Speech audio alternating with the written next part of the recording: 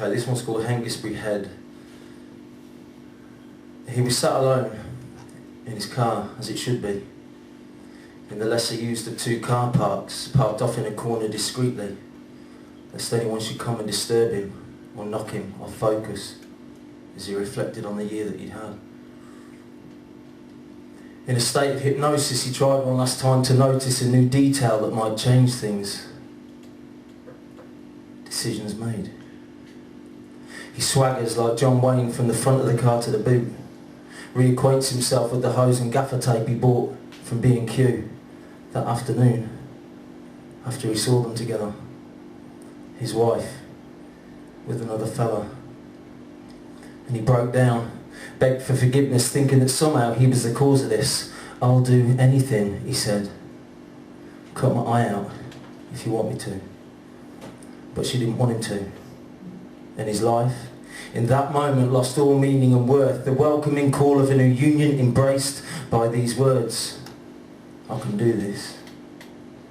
And he takes the hose to the exhaust of his car, feeds it in through the back window as far as it will go, gets in, turns the key and sits there, numb, tired. Imagines hearing the voices of his first, second and third born child as the carbon monoxide poisons his body and quiets his mind. A bright red, shiny car does an enormous arc in front of him, sliding in slow motion with smoking tyres, and vibrates this motorised kind of sound. And the gravel spat up from the ground is made of gold, and he bathes in the reflected honeycomb glow. He sees three women in flight, growing in size, falling from the magnificence of Earth's clear blue skies, their cartoon eyes bulging out of their sockets, and they're looking straight at him saying, "Oh my God, no, what is he doing?" And he realises he's been caught. Life in that moment regains feelings and thoughts. Like a child, he fidgets in his seat looking down at the floor, hoping to find an answer to the question, "What are you doing this for?" One of the three ladies opens the driver's side door, takes the key from the ignition, holds him gently before starting to talk. "You don't have to do this," she says. "You have everything to live for."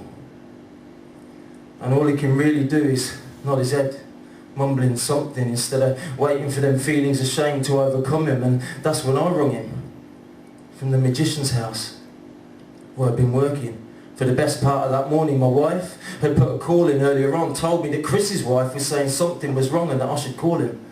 So I did. I didn't know where he was, I didn't know what was going on. He sounded really rough. I said, "What's up?" "I tried to do myself in," he said. And I'm like, "What? You're kidding me?" He's like, "No, seriously." "Where are you?" I said. And he tells me, reluctantly, "I'm at Hengistbury Head." When I got to the car park, I was full of fear because the knot in my stomach wouldn't disappear. When I saw his car, I wanted to throw my arms around him, but I couldn't because of these women crowding him. One of them pulled me to the side, sort of relieved I was there, I suppose. She wiped the tears from my eyes and looked into mine, needing to know that he'd be okay. And I gave him my best look, which said he would, which gave her the permission she wanted to talk. She told me that her and her sisters had decided a year ago to come to Hengistbury Head to spread the ashes of their dad, who was 1 year dead. And they travelled from all over England the evening before to carry out their dad's last wish and give each other support. And as she talked, I'm listening.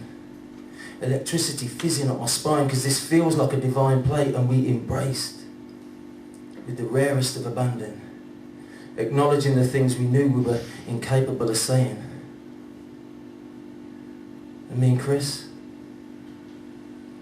we went for a coffee, had a smoke, had a chat.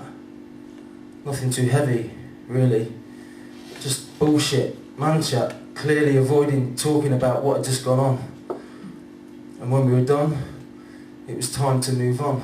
So we got in the car, drove back to where I'd just come from, which was work. painting the magician's house. And that's what me and Chris did for the next 3 hours. We painted. And he's since told me that things are okay in a roundabout way. He accepts her for who she is. She has her view on what he did. There's good and bad days with his work and his kids. But he tells me the lesson that he's really learnt from all of this is he'll never again let himself feel the level of hurt that he did. Because for him, nowadays, deep down within, there'll always be some place right here, just for him. Thank you.